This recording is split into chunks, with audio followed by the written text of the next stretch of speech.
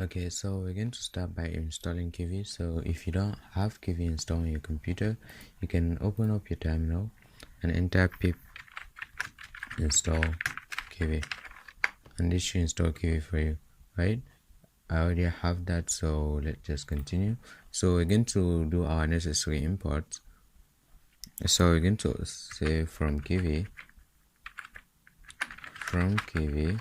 dot app import app, and then we're going to also import a box layout from Kivy dot uix dot box layout import box layout. So the app right here is the controller that handles everything, and this box layout right here, it is a kind of layout, right? So it's a kind of, let's say, stacking layout, and you can actually set the orientation either vertical or horizontal, which by default is horizontal.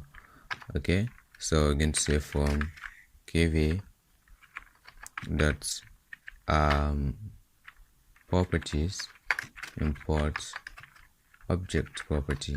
So this one we're going to use it to grab the ID or a widget. That's the text widget one. Okay, so we're going to see that later. Okay, so now we're going to create a class, and let's call it, let's say, something like calculator. So inside of this class, it's going to inherit from the box layout. Okay, and then for now we're going to just pass. Okay, so let's create our controller class. Okay, so let's say class, let's say something like calculator app. So whatever you're going to name your class, you should add app after it. Okay, so whatever you're going to name your class right here, you should add app. Okay, so right here you're going to say app, and then define a function build. So this build function should return the class that is going to contain all our widgets, or the class that is going to take up our window. Okay, which in our case is this calculator class. Okay, so we're going to initialize that. So let's say, sorry, you're going to create an instance of it. Okay, calculator app, and then app.run.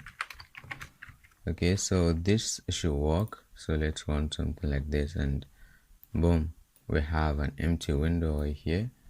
Okay, so right now we're going to create our widget using the kv convention, right? So we're going to create a new file. So open up your path right here, and then you're going to create a new file, and the name of the file should be the name you have right here before your app in this controller class. Okay, so right here is going to be calculator.kv. Or if you don't want to do it this way, what you can do is you're going to import from kv.builder I think kv let's say kv.lang. You import the builder, and then you can then say builder.load file, then the file name. Okay, so but we're just going to be using this convention right here. If you're going to have multiple kv file, you can use this because it is going to be easier for you. Okay, so yeah, so now we're going to start by creating more stuff, populating our calculator class right here. So all we're going to do, calculator, so calculator, that's the name of the class. So now we want to have some properties in it, and we want to add some widget. So the orientation for the box layout, you know, our class is inheriting from box layout, it should be vertical. Okay, like that. So this class is inheriting from a box layout. Okay, and then we're going to have a text input. Okay, so that's the name of the widget for a text input. So we're going to have multiple properties here. So like font size, let's say it's something like 50, or let's say 40, 45 maybe. Okay, the background color, it should be around RGBA, let's say something that is dark but not very dark. Okay, 40, 40, 40, 40, right? And then we have foreground color, which is the color for the text, and then that should be orange. Okay, and then we have the cursor color, it should be orange as well. Okay, and multi-line should be false, and we're going to set the ID to text input and size hint y should be 0.4, or let's say 40% of our window. Okay, so let's see what this look like. Okay, so you can see we have this guy right here. Okay, so now we can continue by creating our buttons. So in order to actually add our buttons, we need to add the buttons to a layout, right? So the next stuff you're supposed to add here is supposed to be a kind of layout that is going to contain the button, which is supposed to be a grid layout, right? So we're going to add grid layout. Okay, so the number of columns, that's the only thing we can specify right here. Okay, we can, even if we specify the number of rows, it's not going to work. Okay, so the columns are going to be 4, so there's going to be 4 columns, and then we're going to have buttons inside. So now let's say we're going to have, let's say, a button right here. Let's say text should be 1, and we're going to see a button. Okay, so boom, you can see we have this button right here. Okay, so our buttons are going to have the same styling, right? We're going to style all of the buttons equally, like with the same style, and they're going to be calling the same function, almost all the buttons except the cancel and then the equal button, right? So we're going to create a new class inside of this Kivy file right here. So we're going to call that, let's say, custom button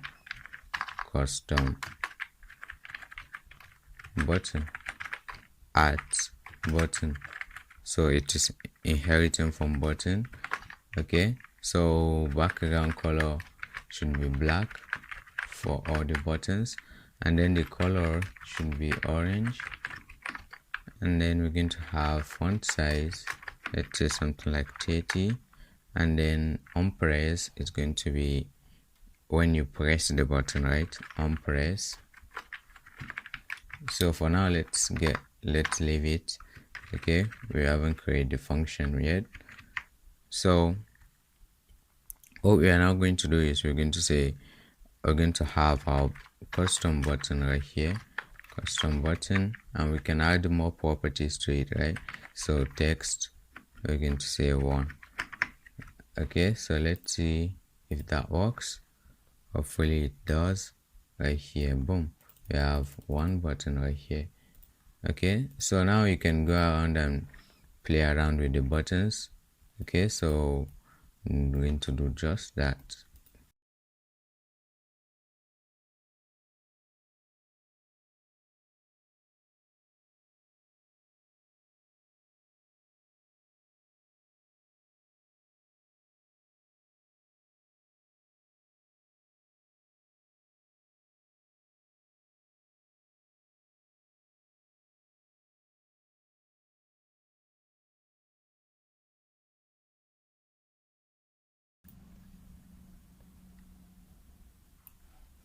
Okay, so I think mine should be done right now. So you can see right here I have all the necessary buttons I need, and the only button left is the equal button, right? So what I plan to do is I'm going to add that to the bottom right here. So it's not going to be in the grid layout.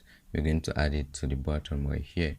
Okay, so let's do just that. So what we're going to do is we're just going to jump out of the grid layout right here, and then we're going to have a new button. So since this button is going to be calling a different function, right? So we're not going to add it here. So because we don't want to add the unpressed button for each button that is actually here right now, so we just want one class that will do the job for us, right? So we just need to add the text. Okay, so that's what we're going to do. So right here we're just going to say something like background color. We're going to set that to black. We're going to have the color to orange. We're going to have the text should be equal, right? And then the font size should be, let's say, 35 this time around. Okay, so yeah, so now let's run this.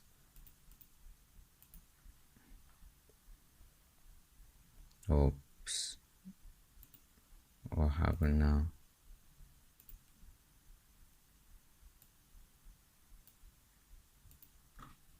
Did I make any mistake?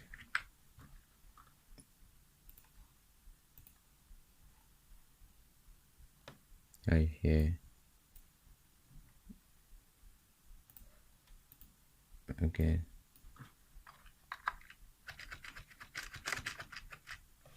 Oh.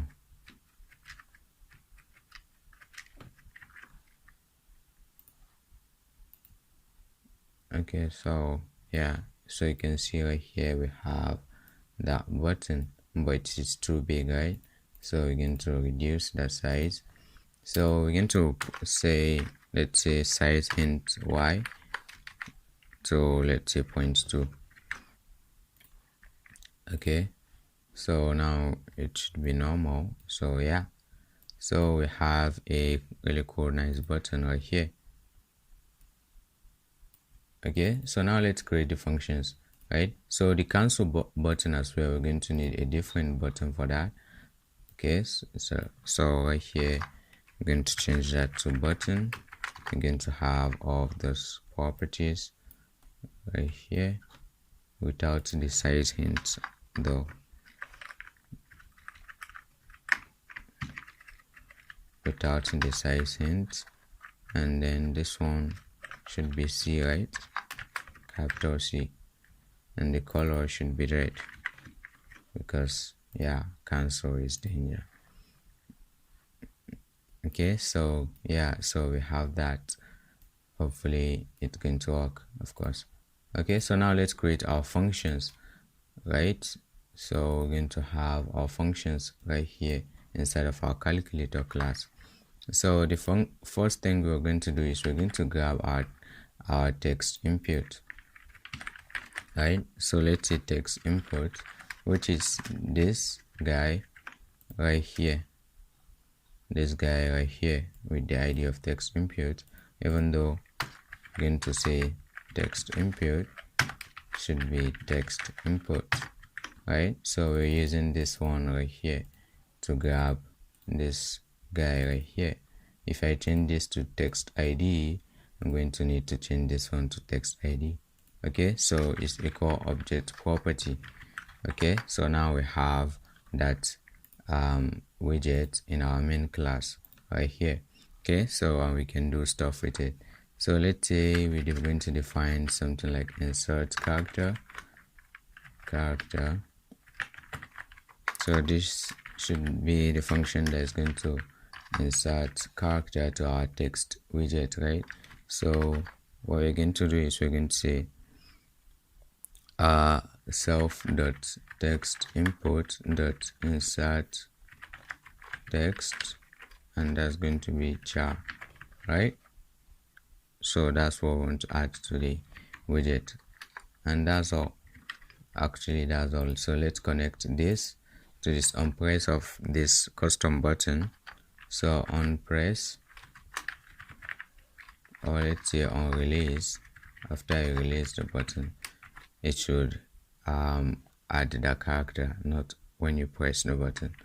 Okay, so let's say root dot parent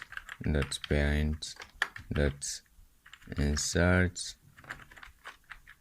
character root dot text.